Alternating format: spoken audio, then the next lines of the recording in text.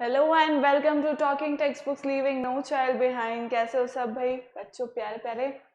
So children आज हम लोग क्या कर रहे हैं, बेसिकली कोटा से हम लोग आपको क्वालिटी लेवल एजुकेशन प्रोवाइड कर रहे हैं एंड वो सारी क्लासेस जिसके लिए हम ये ऑफर कर रहे हैं इट इज़ रिटन है 6 to 8 Olympiads, NTSC, NSC, JS, PRMO, 6 to 10 school level examination. So basically we are covering all this excuse me.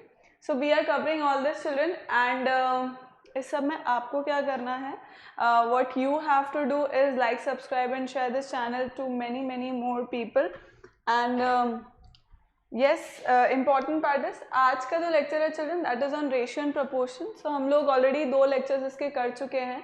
आज जो लेक्चर है that is lecture number 3 right. इससे पहले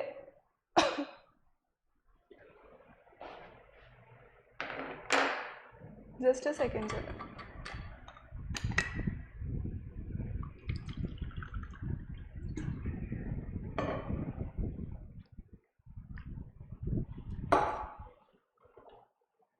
सो चिल्ड्रन 2 लेक्चर हम लोग already कर चुके हैं एंड आज का हम लोग का जो लेक्चर है that is lecture number 3 and good part is that like I hope कि आप लोग सारे क्वेश्चंस वगैरह जो हैं वो कंप्लीट कर रहे हैं। एक्सरसाइज 1 2 एंड आज के लेक्चर के बाद आपको एक्सरसाइज 3 कंप्लीट करके गूगल क्लासरूम पे सबमिट करनी है। That is what I hope and next yes moving on, this is a super amazing team जो आप लोग के लिए बहुत मेहनत कर रहे हैं आपको क्वालिटी लेवल एजुकेशन देने के लिए। एंड हम सबके लेक्चर्स प्लेलिस्ट वाइज बने हुए हैं, लाइक क्लास वाइज आपकी प्लेलिस्ट बनी हुई है and you can go through the lectures children. जब भी आपको सही लगे you can go through the lectures. This is a brief about me. This is a brief about me children. I am taking NNTC primary and sub junior as well as 6 to 8 mathematics. Moving on, ये हम लोग का Telegram channel है children for 6 to 10th and अलग अलग classes के लिए अलग अलग लेक्चर्स हैं, चैनल्स हैं एंड आपको अपनी क्लास के अकॉर्डिंग ज्वाइन करना है। सो कोई भी क्लास लाइक आपका कोई भी लेक्चर मिस नहीं होगा। इस तरह से उससे क्या होगा कि सी जो भी आप ये कह सकते हैं जो टाइम टेबल वगैरह रहता है तो उस अकॉर्डिंग जो टाइम टेबल रहता है उसी अकॉर्डिंग ये सब सेट है एंड आपको नोटिफिकेशंस आते रहेंगे तो आपको कोई भी लेक्चर मिस नहीं होगा children right. This is a website children talkingtextbooks.in और इसके ऊपर आपको जो पैकेजेस हैं वो दिख जाएंगे। इन पैकेजेस में सी 9000 हाईएस्ट पैकेज है, 9000 हाईएस्ट प्राइस है I mean and that is a complete package. मतलब कंप्लीट पैकेज एज एन उसके अंदर study material, test series, lectures and homework submission everything is included है।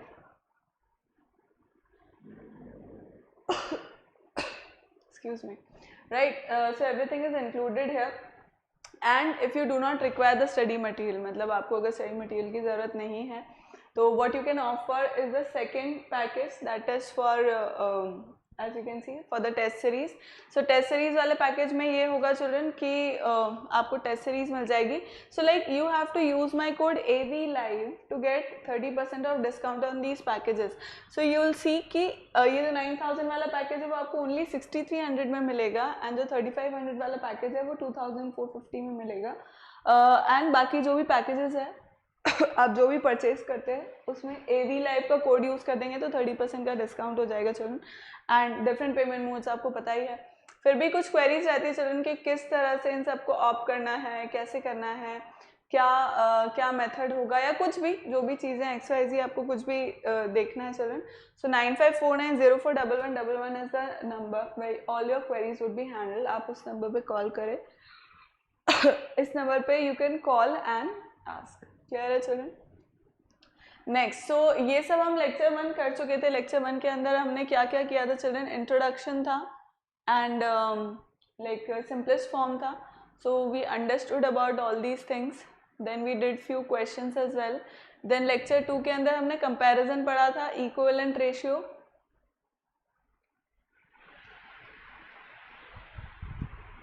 डिवाइडिंग। सो आज का जो लेक्चर है दैट इज लेक्चर 3 चिल्ड्रन। इसके अंदर हम लोग बहुत सारी चीज़ें कर रहे होंगे, और वो बहुत सारी चीज़ें क्या है कि will be studying about the proportions, हम लोग प्रपोर्शन के बारे में पढ़ेंगे, then continued proportion and mean proportion, इन सब चीज़ों के बारे में पढ़ेंगे, as well as unitary method. Although आप लोग जानते हैं यूनिटरी मेथड बहुत अच्छे से, बट देन स्टिल, ठीक है। So let's start children. So proportion, an equality of two ratios is called a proportion. मतलब जब भी हम दो रेशियोज को, दो रेशियोज के बीच में अगर इक्वल का साइन लगा रहे हैं तो that means they are in proportion.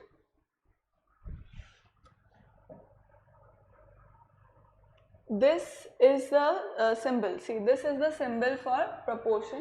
Proportion का जो सिंबल होता है वो होता है डबल, लाइक जो कोलन्स होते हैं हम दो बार यूज कर देते हैं, that is known as proportion. The first and the fourth terms are called the extremes. मतलब if I take this example, that is 3:5. अब आप equal to भी लिख सकते हैं 9:15, right? And जहाँ question में इस तरह से लिखा हुआ है 3:5, such that it is known as such that children, और is proportional to 9:15. Then first and the fourth terms,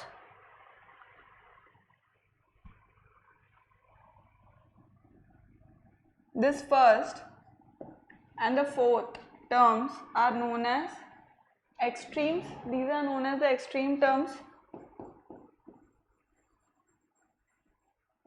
और ये दोनों जो terms होगी children, जो बीच वाली है, these are known as the mean terms. Right जो बाहर वाली टर्म्स है those are known as the extreme term, और बीच वाली जो होती हैं those are known as the mean term. See the first and the fourth terms are called the extremes और extreme terms, the second and third terms are called as the middle terms और the means. So this children is the first term. ये इसी, अगर आपको बोल रहा है कि third term is this in proportion, third term is this, right, तो थर्ड टर्म म्हणजे थर्ड टर्म ये ही होगी और कुछ नहीं होगी। So this is second term,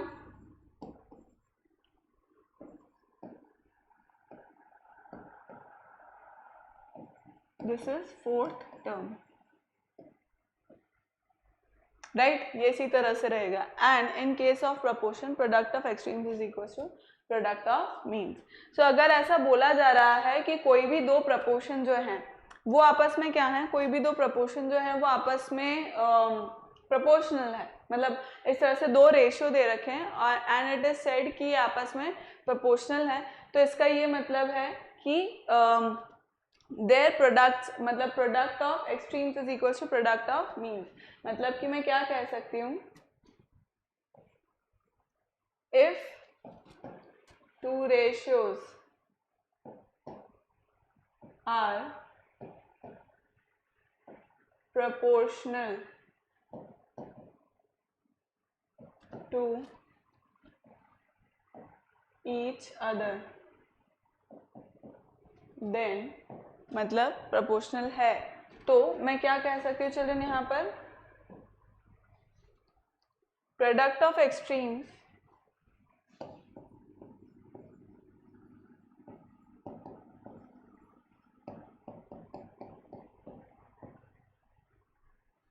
is equals to product of means, right, product of extremes is equals to product of means.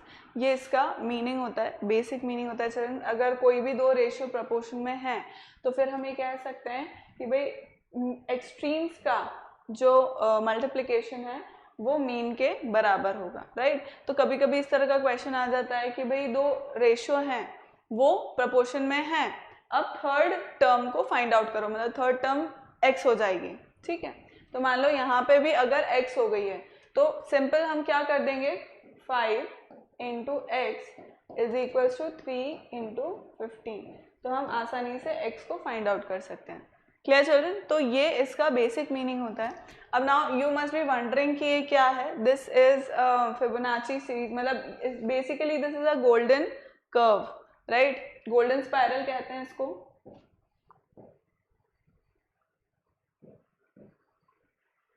And this golden spiral keeps on moving. ये जो गोल्डन स्पायरल है ये चलता ही जाता है चिल्ड्रन, और इससे golden spiral से ये बनता कैसे चिल्ड्रन? Through ratios only. अब जो रेशियोज होते हैं ना वो आपस में इक्वल होते हैं, राइट? वो जो रेशियोज होते हैं उनका जो 1.6 समथिंग ऐसे नॉन टर्मिनेटिंग इरेशनल नंबर होता है वो basically, but then it keeps on, मतलब इसका एक लॉजिक है। अब देखो हम लोगों ने, मैंने और चेरी मैम ने एक वीडियो बनाया था regarding the golden ratio Fibonacci series करके, एंड वो आप लोग ज़रूर देखिएगा, उसमें आपको इसका पूरा जो लॉजिक है वो समझ में आ जाएगा, राइट चिल्ड्रन? सो यहाँ पे हम लोग समझ गए कि प्रपोर्शन होते क्या है बेसिकली। अगर दो मैंने वो ले लिए हैं, दो रेशियोज मैंने ले लिए हैं और वो दोनों आपस में बराबर हैं, अगर रेशियोज आपस में बराबर हो गए तो वो क्या हो जाएंगे? प्रोपोर्शनल हो जाएंगे। मतलब रेशियोज आपस में अगर इक्वल हैं तो वो प्रोपोर्शनल हो गए। एंड उनके चार टर्म्स होती हैं, बाहर के दोनों टर्म्स को हम क्या बोलते हैं? एक्सट्रीम्स बोलते हैं, अंदर के दोनों टर्म्स को मीन्स बोलते हैं।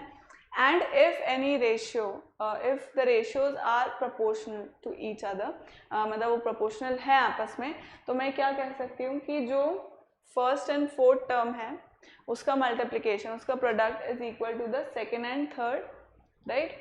सो please copy it down children.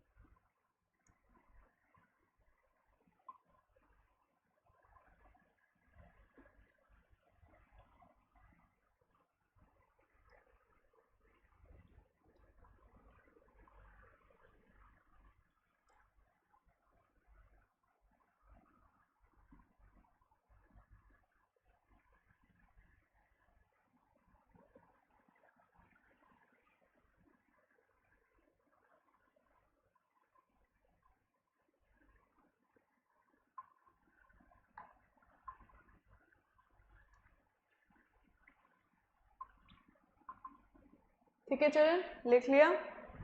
Next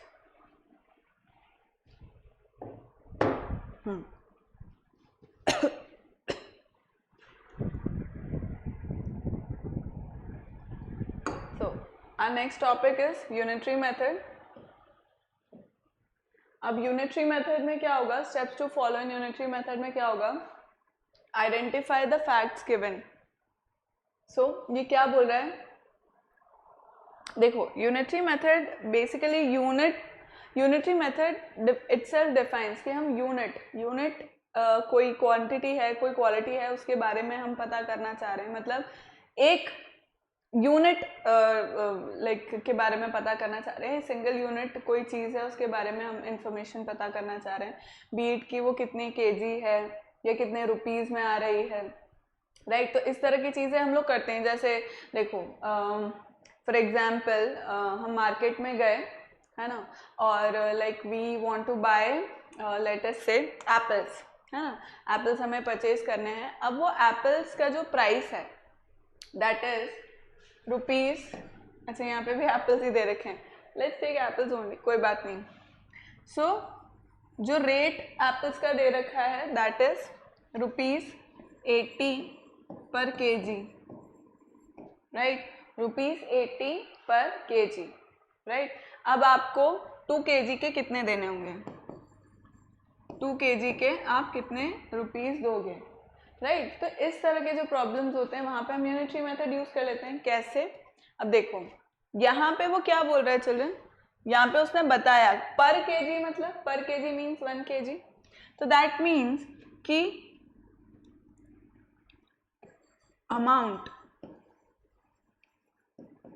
for 1 kg apple is given as rupees 80, right? Amount for 1 kg apple is given as rupees 80 and amount for, अब मुझे किसके लिए फाइंड आउट करना है? 2 kg के लिए। तो मैं क्या करूंगी? Amount for 2 kg Apple is how much? 80 into 2, that is rupees 160, right? That is rupees 160. Clear है? तो अब इसका ये मतलब हुआ कि हम लोग बेसिकली एक यूनिट के लिए पहले वैल्यू निकालते हैं, फिर उसके करस्पॉन्डिंग जितने के लिए भी हमको निकालना है वो निकाल लेते हैं, राइट? अब यहाँ पे तो ये था कि भाई 1 kg का गिवन ही था, मतलब यूनिट का, एक यूनिट, सिंगल यूनिट के लिए हमें गिवन थी वैल्यू। पर लेट अस सी, अगर मैं कुछ और इसकी जगह लिखना चाहूँ,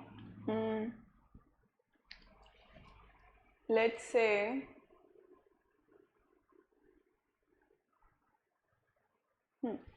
ऐसा कर लेते हैं, चलो लेट्स से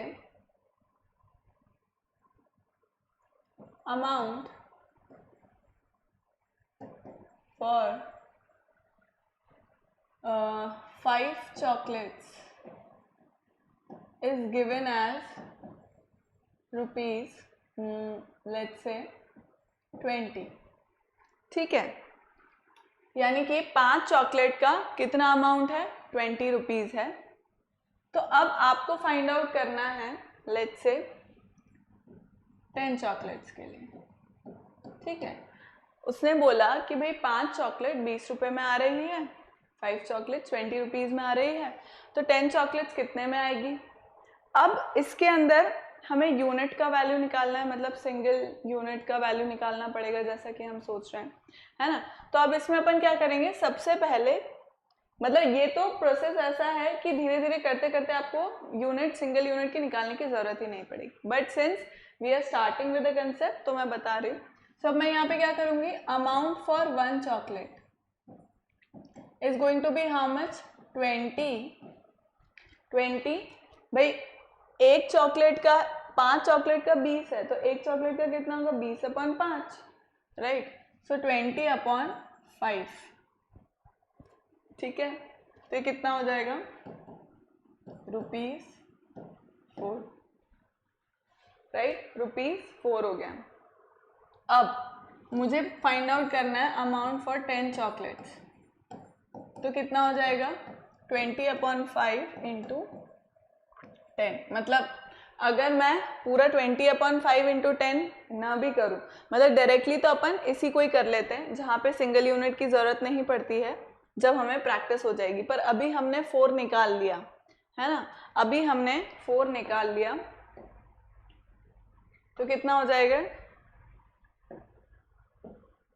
देखो 1 चॉकलेट के लिए है ₹4, तो 10 चॉकलेट्स के लिए होगा 4 इंटू 10, दैट इज ₹40, ठीक है? निकल गया चिल्ड्रन? आया समझ में कि भाई 5 चॉकलेट के लिए हमने निकाला 20। अब इसका जो प्रोसीजर होता है ना, एक बार ही हम उस प्रोसीजर को पढ़ लेते हैं, समझ लेते हैं, बट देन स्लोली स्टडीली हमें ज़रूरत नहीं पड़ेगी उस प्रोसीजर की, हम डायरेक्ट भी करने लग जाएंगे, है ना? सो ये क्या हो रहा है? Steps to follow the unitary method, identify the facts given, है ना? तो सबसे पहले तो हम उन स्टेप्स को फाइंड आउट करने की कोशिश करेंगे कि आइडेंटिफाई द फैक्ट्स गिवन। अब उसके बाद क्या होगा? Identify what is to be found out, मतलब हमें पता करना पड़ेगा कि what is to be found out.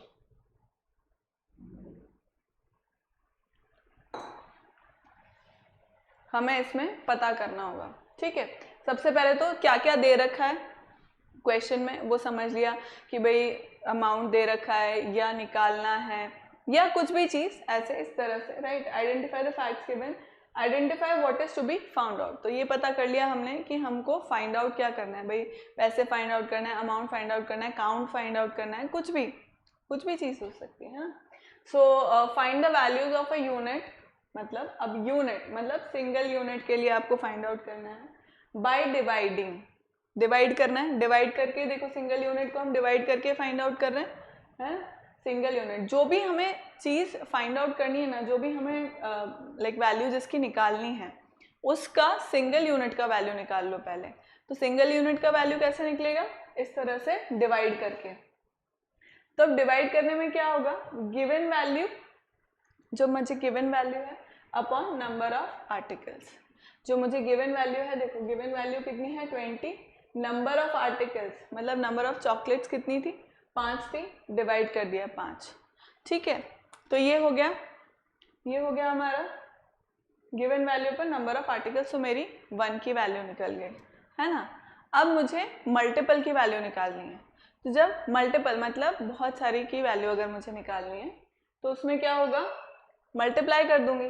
So value of many is equal to value of 1 into required number of units, right. तो वैल्यू ऑफ मैनी में कैसे निकालूंगी, जब मैंने सिंगल की निकाल ली, सिंगल यूनिट की निकाल ली मैंने, उसको मल्टीप्लाई कर दिया जिसके लिए मुझे देखना है ना। तो value of 1 is equal to required number of units, right children. तो इस तरह से हम लोग यूनिटरी मेथड को निकाल लेंगे। प्रोसीजर हमने देख ही लिया।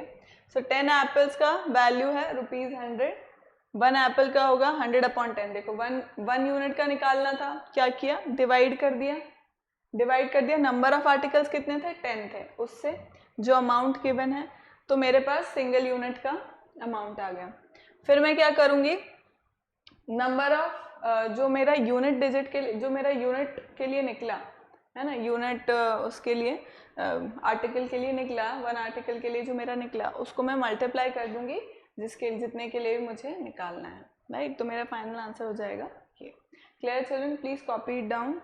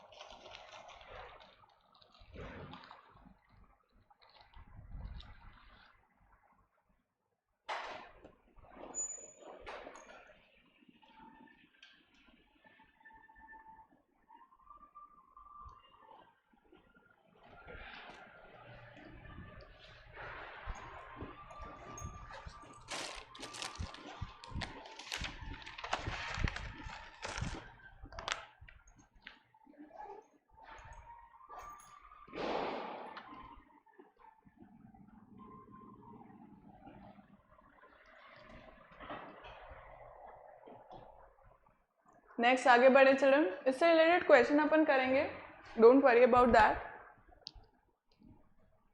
नेक्स्ट, अब हमने प्रपोर्शन पढ़ लिया, यूनिटरी मेथड भी हमें समझ आ गया। अब हम लोग थोड़ा सा इसके बारे में बात करेंगे, प्रपोर्शन से ही रिलेटेड कुछ और थोड़ा डिटेल में बात करेंगे। सो सी हियर, कॉन्टिन्यूड प्रपोर्शन की अगर हम बात करें तो कॉन्टिन्यूड प्रपोर्शन में क्या हो रहा है, 3 numbers A, B, C are said to be in continued proportion if A, B, B, C are in proportion, right? 3 numbers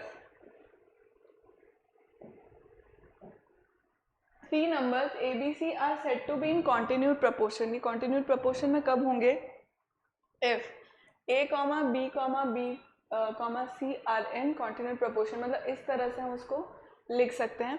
so B और B जो है वो कॉमन रहेगा, राइट। जो थर्ड टर्म है that is common, right.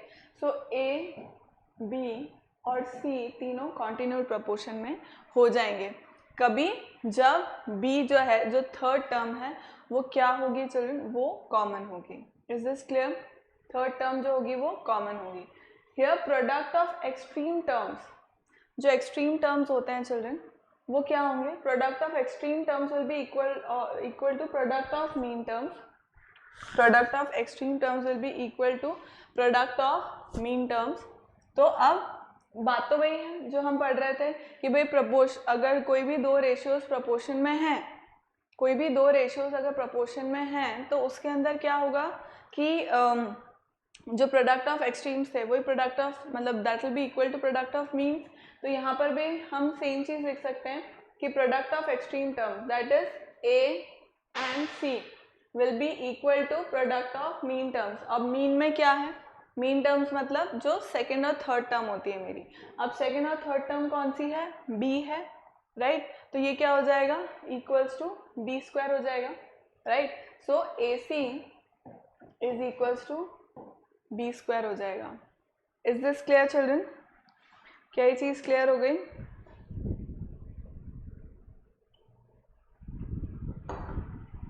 Next चीज़ पढ़ें, mean proportion. If ये तो हुआ हमारा कॉन्टिन्यूड प्रपोर्शन, राइट, ये हुआ हमारा कॉन्टिन्यूड प्रपोर्शन। नेक्स्ट अपन पढ़ते हैं मीन प्रपोर्शन। अब मीन प्रपोर्शन क्या होता है, if A B C are in continued proportion, if A, B, C are in continued proportion, then B is called the mean proportional between A and C. If A, B, C are in continued proportion, then B is called the mean proportion between A and C. तो obvious ही बात है B mean है, B mean है, मतलब as in जो third term है, third और second और थर्ड टर्म जो है वो सेम ही है, तो उसको हम क्या बोलेंगे, मीन प्रपोर्शन बोलेंगे, आर इन कंटिन्यूड प्रपोर्शन। मतलब अगर ए बी सी तीनों कॉन्टिन्यूड प्रपोर्शन में आ गए, राइट, ए बी सी तीनों कॉन्टिन्यूड प्रपोर्शन में है, तो बी जो है वो क्या कहलाएगा, मीन प्रपोर्शन कहलाएगा बिटवीन ए एंड सी, ए और सी के बीच में। Clearly if B is the mean proportion between A and C, अगर B mean proportion है, B is the mean proportion between A and C, then B square equals to AC। तो फिर B square किसके बराबर होगा, AC के बराबर होगा। क्लियर है? Is this clear children?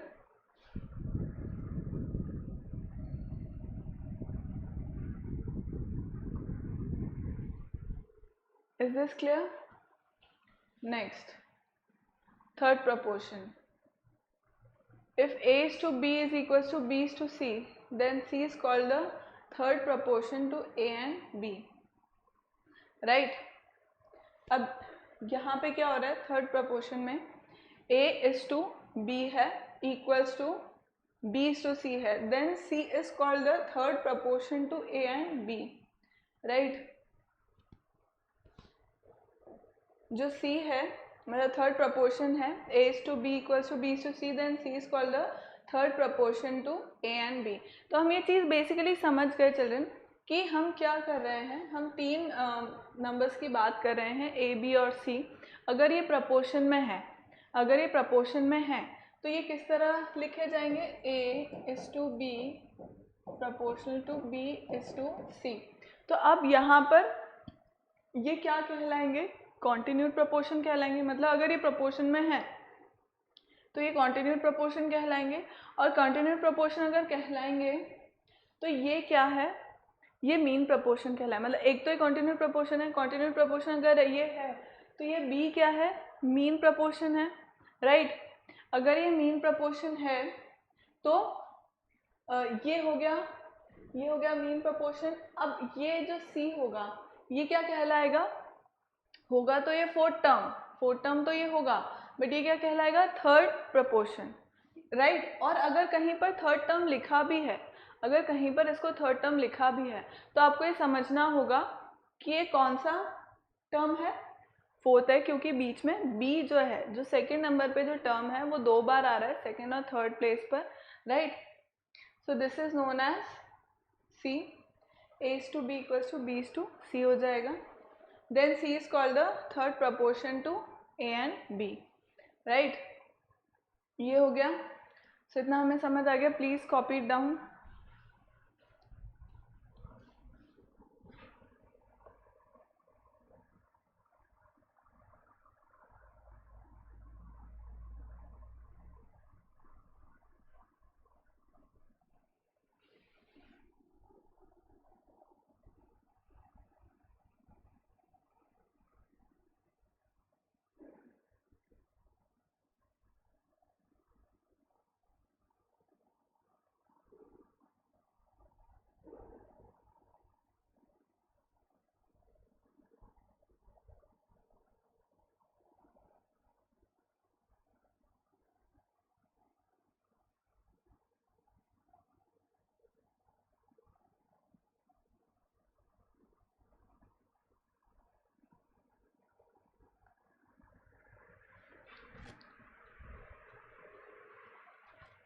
ठीक है,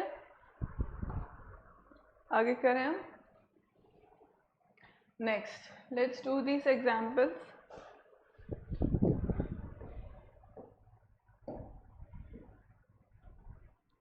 Determine if the following numbers are in proportion. ठीक है,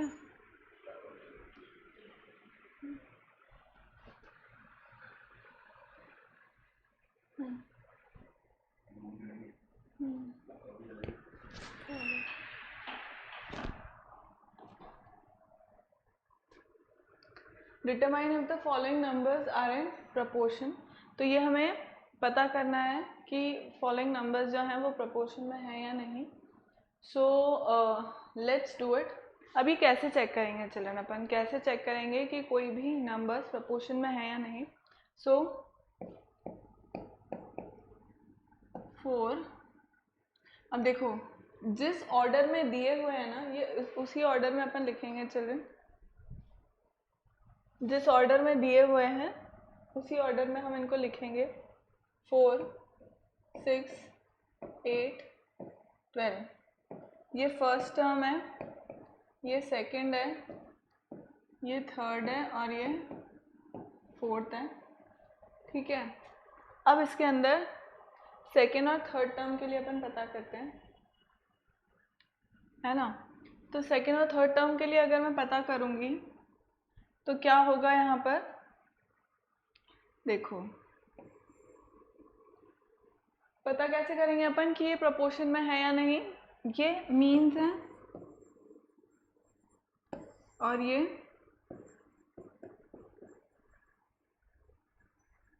एक्सट्रीम्स है.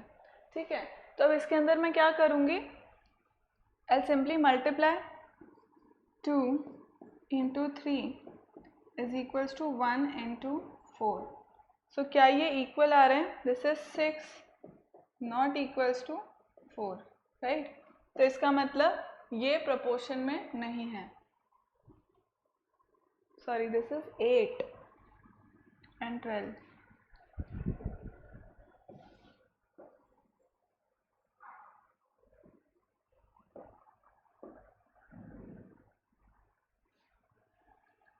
This is 6 into 8, 4 into 12. तो क्या आ रहा है 48. ये इक्वल आ रहे हैं, इक्वल आ रहे हैं children. Product of means is equal to product of extremes. तो ये प्रपोर्शन में है, right. These are in proportion. Second वाले को चेक करते हैं. 7, 42, 13 एंड 78. सो प्रपोर्शन चेक करने का यही एक तरीका है कि हम मीन्स जो हैं उनको मल्टीप्लाई करें और उसका प्रोडक्ट इक्वल होना चाहिए एक्सट्रीम्स के, right. So 42 into 13 is equal to 7 into 78.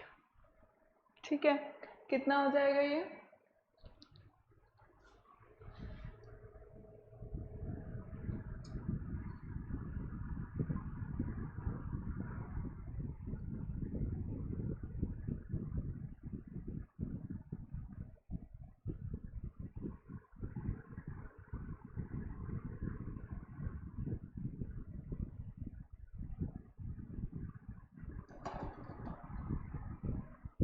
So this is equals to 546 and how much is this equal to 56, 49, right. So this is also equal, मतलब सेकेंड वाला भी प्रपोर्शन में है. थर्ड वाले को देखते हैं. 121 into 9 is equals to 33 into 96. So ये किसके बराबर हो जाएगा 18 and 96 into 33 is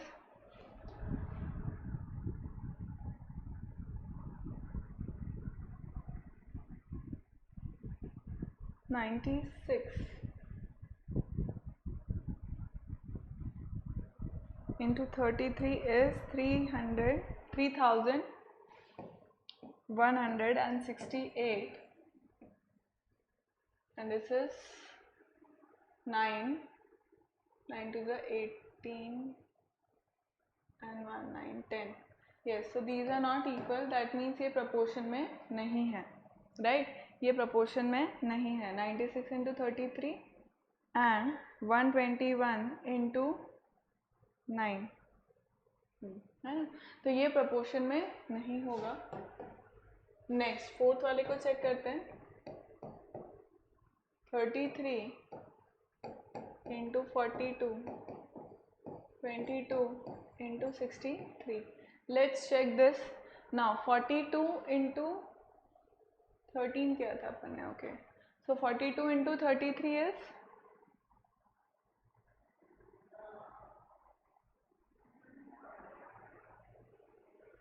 1320. It is 1320, and 22 into 63 is 22 into 63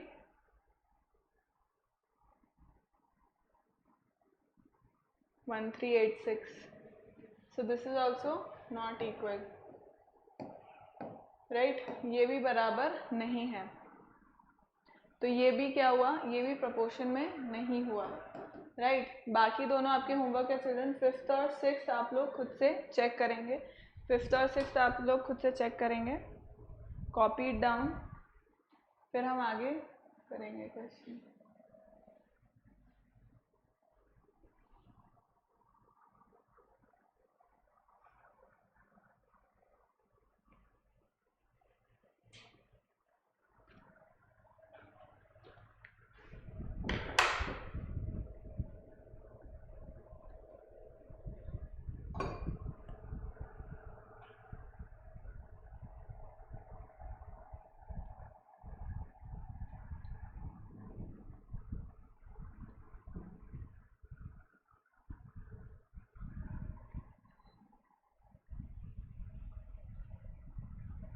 next, ये हमें वेरीफाई करना है.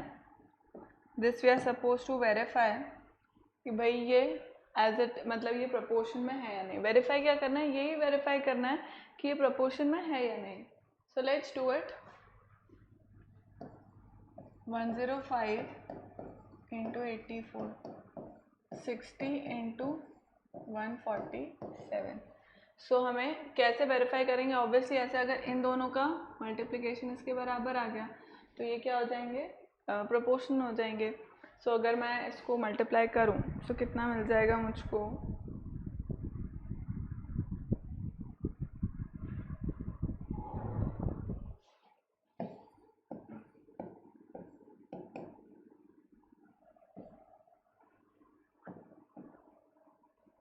7 6 42.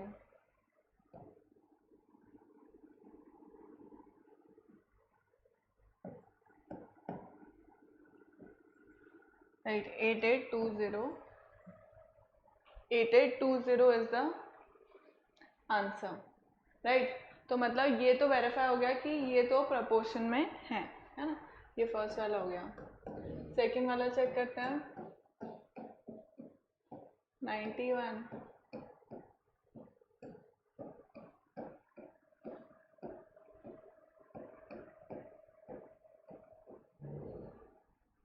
to 136.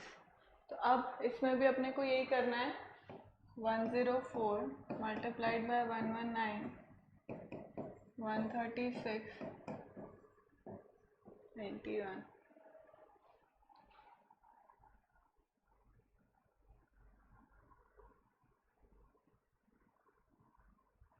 This is 12,376.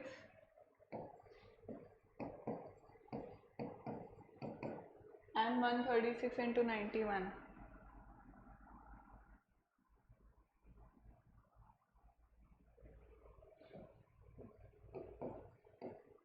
तो ये दोनों ही क्या हो गए चिल्ड्रन? ये दोनों ही इक्वल हैं. इसका मतलब ये क्या हो गया? Again this is also proportional, right? तो ये भी वेरीफाई हो गया कि ये दोनों ही आपस में प्रोपोर्शनल हैं, है ना? कॉपी कर लो एक बार, फिर अपन नेक्स्ट करेंगे.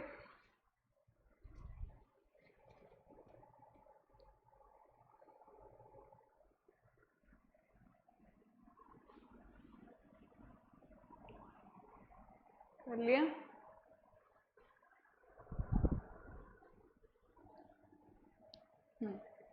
Find the value of x in each of the following proportions. अब वो बोल रहा है चिल्ड्रन कि ये प्रपोर्शन में है, इट इज सेइंग कि ये प्रपोर्शन में है।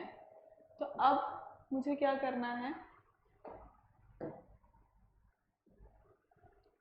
They are in proportion, right, ये प्रपोर्शन में है। तो अब इसका ये मतलब हुआ कि जो मीन्स हैं वो आपस में बराबर होंगे, मतलब इनका multiplication would be equal to multiplication of the extremes, right. इसी तरह से अपन फाइंड करते हैं। सो फर्स्ट वाला देखते हैं अपन, 55 is to 11 x is to 6, right. तो अब इसके अंदर क्या हो जाएगा, इसको और इसको चेक करेंगे अपन, ठीक है। तो 55 इंटू 6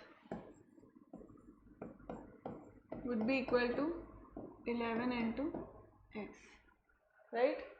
तो इसमें चेक करते हैं, 6 5 is 30, 33, 11x, राइट। तो अब 11 यहाँ पे डिनोमिनेटर में आ जाएगा,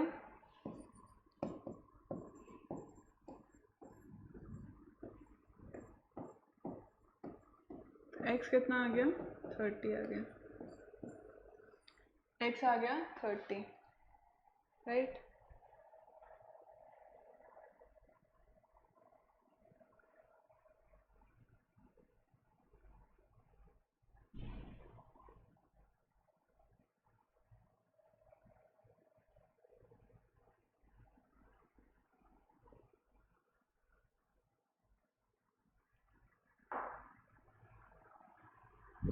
नेक्स्ट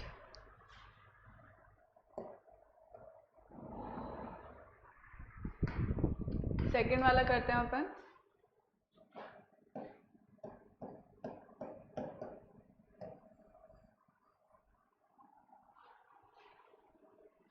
सेकेंड वाला let's do it.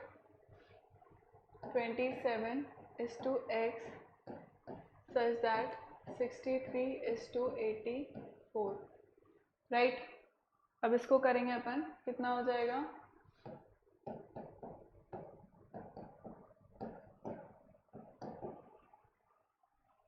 27 into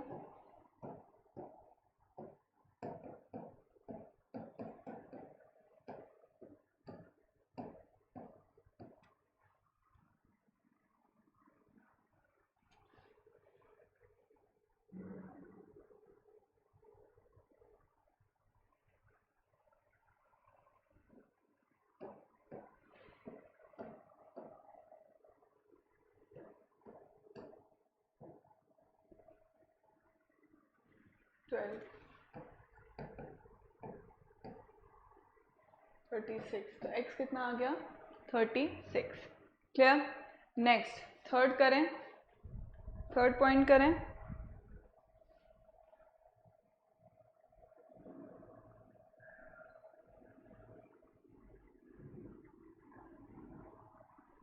third करें चिल्ड्रन,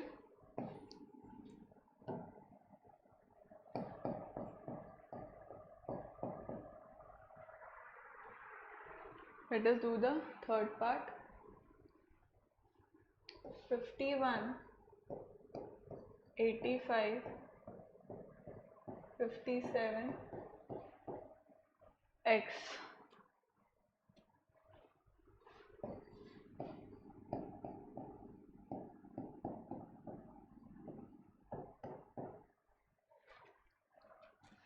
right।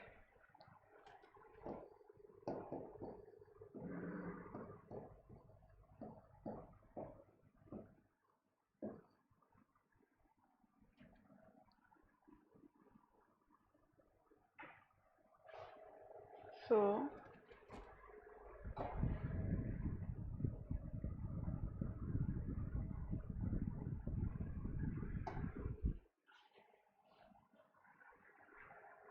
कितना हो जाएगा ये,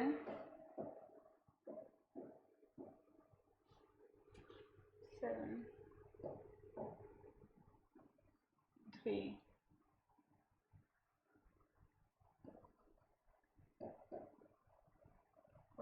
45. 9 5 is 45.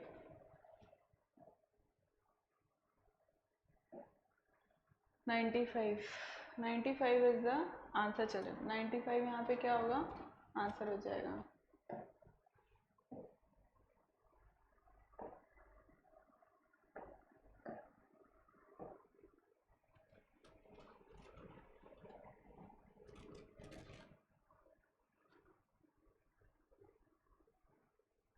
ठीक है. फोर्थ,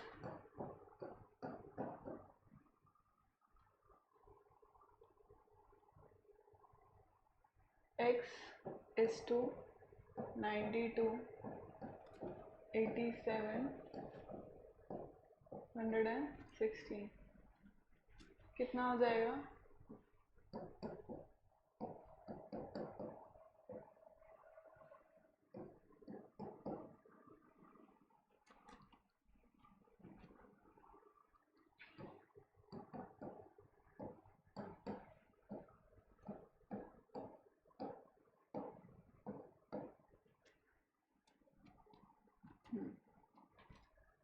सो किस किस से डिवाइड कर सकते हैं? 9 10 11 12 से तो नहीं होगा.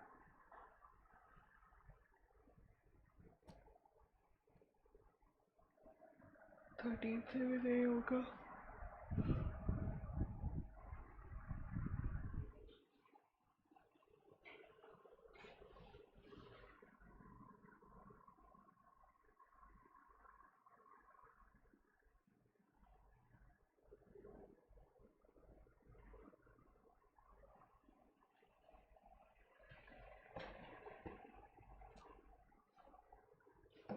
ये पूरा अपन डिवाइड करेंगे चिल्ड्रन तो 69 आएगा. राइट.